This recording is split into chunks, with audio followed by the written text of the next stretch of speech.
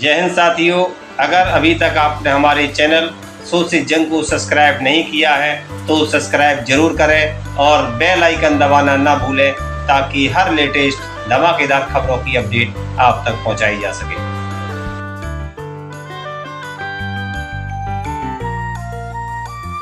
वहीं जिस तरह का भेदभाव भारतीय जनता पार्टी की सरकार में हो रहा है, मुझे उम्मीद है कि इस सम्मेलन के माध्यम से बहुजन समाज जागरूक होगा, वो एक साथ आएंगे और इस भारतीय जनता पार्टी की गलत नीतियों के खिलाफ आने वाले समय में 2024 के चुनाव में भारतीय जनता पार्टी को हरा करके उत्तर प्रदेश से भेजेंगे।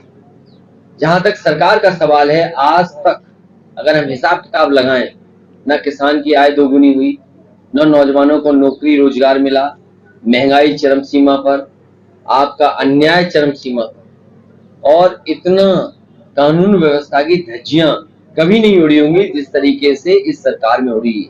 कहने को ये जीरो टॉलरेंस का नारा दे रहे हैं। जीरो टॉलरेंस अपराधियों के लिए हो गया है कि अपराधी जहां चाहते वहां अपराध कर रहे हैं। जिस तरीके से अनसेफ महिलाएं हुई हैं, कोई कल्पना नहीं कर सकता आज के समय पर महिलाओं और बेटियों के साथ ऐसी घटनाएं हो रही हो। आप देखिए बांदा में क्या घटना हुई, उसके साथ जो घटना हुई उसके बाद उसकी हत्या कर दी गई। आप कोई भी जिला उठा करके देख लीजिए जहां पर घटनाएं सुनने को ना मिल रही। और गोरखपुर जो मुख्यमंत्री जी का खुद जनपद है, कोई महीना नहीं बचता होगा जिस दिन मुख्यमंत्री जी यहाँ न रहते हो। आखिरकार रहते हैं तो कानून व्यवस्था कौन देख रहा है? क्या मुख्यमंत्री की जिम्मेदारी नहीं बनती कि यहाँ की कानून व्यवस्था कौन देखेगा? और बगल में जो घटना हुई थी जिसका राजनीतिक लाभ लेना चाहते थे, लेकिन जनता को मैं धन्यवाद देता हूँ, हर वर्ग की जनता को जिसने संयम रखा। देवरिया की घटना से ये बीजेपी के लोग लाभ लेना चाहते थे, राजनीतिक लाभ उठाना चाहते थे, लेकिन मैं धन्यवाद देता हूँ जनता का किस संयम से उन्होंने बात को समझा, भारतीय जनता पार्टी की चतुराई को समझा और कहीं भी माहौल खराब नहीं हुआ। हमें उम्मीद है सरकार मदद में भी भेदभाव नहीं करेगी। ये चुपचाप भी जो मदद कर रही है सरकार, इनको इस तरह की मदद नहीं करनी चाहिए। अगर किसी के साथ घटना हुई है, मदद में भेदभाव सरकार न करे, सबकी मदद करे। और जो व्यवस्थाएं बनानी थी सरकार को, स्वास्थ्य सेवाएं ठप हो गई, कोई गरीब इलाज कराने जाएगा तो इलाज नहीं मिल रहा। और अभी तक बीजेपी ने कोई भी एक जिला अस्पताल नहीं बनवाया जहां पर गरीब का इलाज हो सके। कहने को तो बड़ी बड़ी बिल्डिंगें हैं, लेकिन क्या उनमें इलाज हो पा रहा है?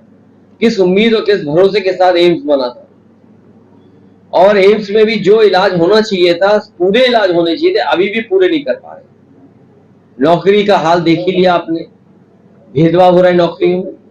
यूनिवर्सिटी कॉलेजेस में जिस पैमाने पर पढ़ाई लिखाई होनी चाहिए वो ठप है। आज अगर हमें समय के हिसाब से जो कोर्सेज हो, जिस तरह की वातावरण हो, वो सब खत्म कर दिया।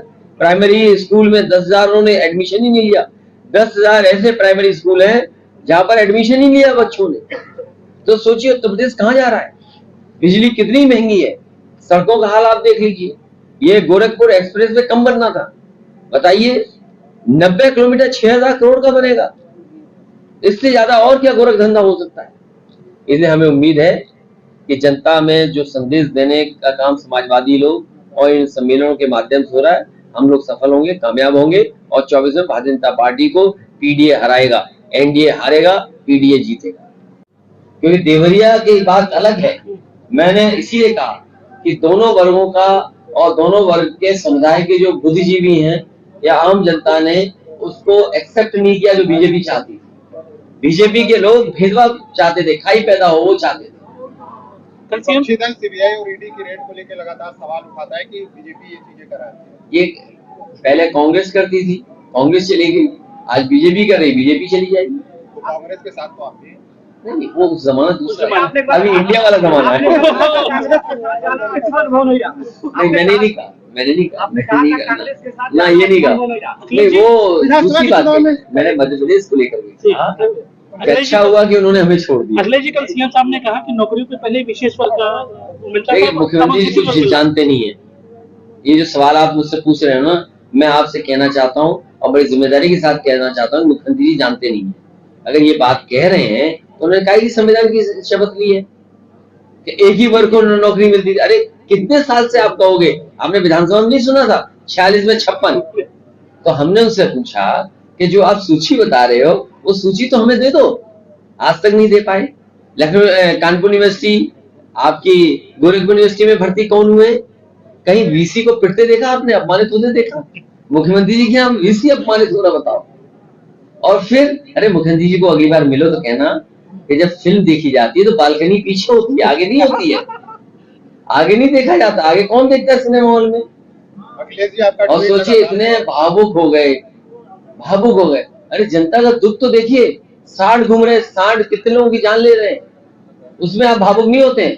हर दिन एक सांड से कोई मर रहा है। और मुख्यमंत्री जी की ऑफिस में एक कर्मचारी था, सांड से टकराई थी उसकी गाड़ी, उसकी जान चली गई थी। आज भी सांड सड़क पे घूम रहे हैं। नेताजी आप कहें जाति जनगणना हमारी सरकार बनेगी तो करेंगे, और बीजेपी कहती है जाति जनगणना नहीं मानती, उसको क्या? बीजेपी कुछ नहीं मानती, बीजेपी जब हार जाएगी तब मानेगी। जिस तरह रैलियां बीजेपी भी कर रही है, आप लोग भी कर रहे हैं। लेकिन मैंने आपसे कहा बीजेपी वाले की रैली में कोई आ नहीं रहा, सब कर्मचारी वगैरह ला रहे दबाव बना के। आप पता महंगाई और करें। महंगाई को लेकर आप लोग लगातार सरकार को घेर रहे हैं, लेकिन फिर भी चुनाव देखा जा रहा है कि बीजेपी जीत रही है। क्या माना जाए जनता तक? पिछली बार बेईमानी से जीते, बेईमानी से जीत गए, लेकिन इस बार जनता इनको 24 में हारी। जी आप देखिए डीजल, पेट्रोल, जरूरत का सामान देखिए, बिजली बनाई नहीं, आज तक बिजली के कारखाने का नाम मुख्यमंत्री जी ने नहीं लिया, हमने भी पूछना बंद कर दिया। आज जो भी उत्तर प्रदेश में बिजली मिल रही है वही समाजवादियों की देन है। उससे पूछिए ना कौन सा बिजली का कारखाना लगाया, एक बता दें हमें। और फिर ये 100 नंबर 112 कर दी, एम्बुलेंस को और व्यवस्था अच्छी करते। आज भी गरीब को इधर उधर भागना पड़ता है प्राइवेट में। आप पता करिएगा एम्स की ओपीडी, आपकी सरकारी अस्पतालों की ओपीडी, इससे ज्यादा मरीज प्राइवेट नर्सिंग होम में जा रहा हो। आपकी व्यवस्था क्या है? मुख्यमंत्री जी से प्रैक्टिस चालू कर ली सर।